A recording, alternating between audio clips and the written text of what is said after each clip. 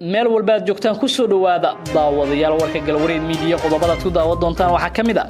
dawladda federaalka oo Muqdisho ku xirtay gudoomiye ku-xigeenkii gobolka Gaday iyo gudoomiyihii Baardheere madaxweyne Farmaajo bilaabay qorshe lagu go'doominayo Axmed Madoobe laguna qabsanayo qaybo kamid ah Jubbada Hoose ciidamada Puntland oo howlgal qorsheysan fuliyay iyo hogaamiyihii Al-Qaacidada ee gacanka Carbeed oo howlgal qorsheysan lagu dilay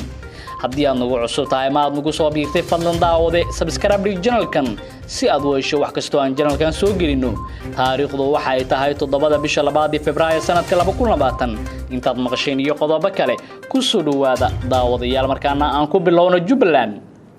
xog ay heshay warbaahinta ayaa sheegaysa in dawladda Soomaaliya ay wada hadallo la bilowday gudoomiyaasha degmooyinka gobolka Jubbada Hoose ee maamulka Jubbaland wararka aan helnay ayaa sheegay in mas'uuliyiin ka tirsan filan Soomaaliya ay bilaabeen inay wada hadal la galaan gudoomiyaasha degmooyinka Badhaadhe Afmadow iyo deegaanka Dooble ee gobolka Jubbada Hoose kuwa ka tirsan maamulka Jubbaland ismaqalkii ugu horeeyay ayaa dhacay waxaana ku jira dad kala la hadlay saraakiisha ciidanka ee degmooyinkaas waxaana la filayaa in dhawaan si rasmi ah u bilowdo xiriirka labada dhinac ayuu yiri xildhibaan ka tirsan baarlamaanka Soomaaliya oo la hadlay warbaahinta isla markaana xogogaal u ah arintan dawladda Soomaaliya ayaa wado qorshe ay gacanta maamulka Jubbaland uga saareyso deegaanada maamulkaasi marka laga reebo magaalada Kismaayo ee caasimadda ku meel gaarka ah ee Jubbaland oo ku xooggan yahay maamulku hogaamiyo Axmed Madoobe wararkan helnay ayaa sheegay in haddii maamulka Axmed Madoobe lagala wareego degmooyinkan aan soo sheegnay ee Jubbada Hoose ay suurtagal tahay in si fudud looga saari karo Kismaayo ah meesha kaliya oo awoodiisa ay ku hartay sidoo kale xogtaan helnay ayaa sheegaysa in dawladda Soomaaliya ay doonayso in ay qabsato Jubbada Dhexe kadibna ay deegaanada Jubbaland ka dhisto maamul cusub oo la shaqeyn kara xukuumadda Soomaaliya talaabooyinkan ayaa imaanaya iyadoo dawladda ay iminka si buuxda gacanta ugu dhigtay gobolka Gaday koonfurta Soomaaliya lama oga halka ay ku dambeyn doonto xiisadda Jubbaland iyo dawladda Soomaaliya oo gaartay heer aad u sareeya xiisadda labada dhinac ayaa laga cabsi qabaa inay isku bedesho xaalad ciidan haddii aan si degdeg ah loo xallin dhanka kale dawladda Soomaaliya ayaa soo shirqooshay gudoomiyihii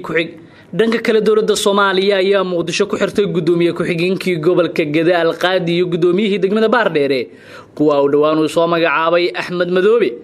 warar lagu kalsoon yahay oo ay heshay warbaahinta ayaa sheegaya in xalay magaalada Muqdisho lagu xiray gudoomiye ku-xigeenka gobolka Gaday Sheekh Maxamed Xuseen Isxaaq Al-Qaadi iyo gudoomiyaha degmada Baardheere ee Jubbaland Ismaaciil Qorax dhawaan xilka Jubbaland ay soo magacowday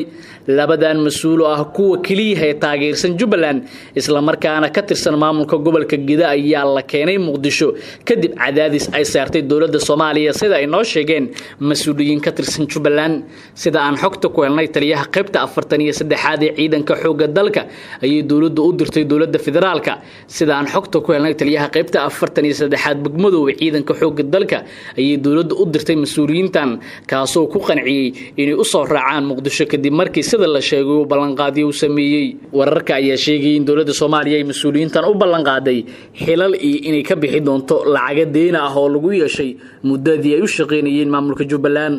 markii ay ka soo degeen garoonka Aadan Cadde xalay ayaa waxa la wareegay ciidan ka tirsan booliiska Soomaaliya kuwaas oo xabsiga u taxaabay sababta taliyaha qaybta 43 ee ciidanka xoogga dalka lagu diray mas'uuliyiintan si uu keenay Muqdisho ayaa inay ka tirsan yihiin ciidanka xoogga dalka isla markaana ay isaga hoostagayeen gebi ahaanba gobolka Gaday oo kamid ah gobolada oo ka arrimin jiray maamulka Jubbaland oo dawladda khilaaf kala dhaxeeya ayaa gacanta u galay dawladda federaalka kadib markii ay ku daadisay ciidamo kadib markii ay dawladdu halka ku daadgureysay ciidamo ay diyaarado ugu daabushay magaalada Muqdisho shir ay magaalada Kismaayo ku yeesheen shalay golaha wasiirada Jubbaland ayaa waxa looga hadlay ciidamada dawladda federaalka toddobaadyadii dhawaa ay ku daabuleysay gobolka Gaday isla markaana gebi ahaanba gobolka ay Jubbaland kala wareegtay qoraalka ka soo baxay golaha wasiirada Jubbaland ayaa lagu sheegay in dawladda dhexe ay faragelin qaawan ku hayso dawlad goboleedka Jubbaland ayna weerar qaawan ku soo qaaday gobolka Gaday sida lagu sheegay qoraalka golaha wasiirada Jubbaland ayaa go'aan ku gaaray inay heegan buuxa geliyaan dhammaan ciidamada kala duwan ee dawlad goboleedka Jubbaland si looga hortago baa la yiri weerarada qaawan ee dawladda federaalka majarahan u hayay madaxweyne Farmaajo ay ku soo qaaday Jubbaland markaana daawadayaal ciidamada Puntland ayaa howlgal qorsheysan ka fuliyay deegaanada maamulkaasi ciidamada ammaanka ee dowlad goboleedka Puntland gaar ahaan kuwa sida gaarka u tababaranay loo yaqaan BSF ayaa waxay howlgal qorshaysan ka fuliyeen deegaanada Buuraleyda ee gobolka Sool saraakiisha hogaaminaysa howlgalka waxay sheegeen howlgalkoodu uu ahaa mid amniga lagu xaqiijinayo isla markaana ay ka fuliyeen Buuraleyda deegaanada Ceelaayo iyo Warbad ee Buuraleyda Calmadoobe gobolka Sool saraakiisha howlgalka hogaaminaysa ma sheegin wax hub ama dad ah oo ay howlgalkaasi ku soo qabteen hase yeeshee waxay sheegeen waa mid lagu baadgoobay xubna ka tirsan ururada Al-Shabaab iyo kooxda Daesh oo ku dhumaaleysta deegaanada maamulka madaxweynaha cusub ee Galmudug Axmed Cabdi Kaariyo Qoorqoor ayaa sheegay sida uu xal uga gaari karo arinta cakirinaya maamulka Galmudug madaxweynaha Galmudug Axmed Cabdi Kaariyo Qoorqoor oo maalmihii la soo dhaafay kulamo ka waday deegaanada maamulkaas ayaa ka hadlay iyo qaabka lagu dhameyn karo waxa uu sheegay qaraafka ka dhashay doorashada maamulka Galmudug iyo kala aragti duwanaanshihiida lagu dhameynayo wada hadal iyadoo lala kaashanayo odayaasha dhaqanka iyo siyaasiyiinta Galmudug doorashada Galmudug waxa ka dhashay qiraaf siyaasadeed iyadoo dhowr madaxweyne lagu doortay deegaanada maamulkaas waxa uu ballan qaaday in arintan la dhameynayo dawladda Soomaaliya ayaa tan iyo bilowgii dhismaha Galmudug waxay sheegtay in la dhisay Galmudug loo dhan yahay inkastoo doorashadii Qoorqoor ay aqoonsatay dawladda federaalka iyo maamul goboleedyada hogaamiyihii Al-Qaacidada gacanka Carbeed ayaa lagu dilay howlgal halkaas ka dhacay dawladda Mareykanka ayaa sheegtay in hogaamiyihii Al-Qaacidada gacanka Carbeed Qaasim Al-Rimi lagu dilay howlgal laga fuliyay gudaha dalka Yemen howlgalkan waxa xaqiijiyay madaxweynaha Mareykanka Donald Trump oo sheegay in ciidankiisa ay dileen hogaamiyahaas oo xilkaasi hayay tan iyo sanadkii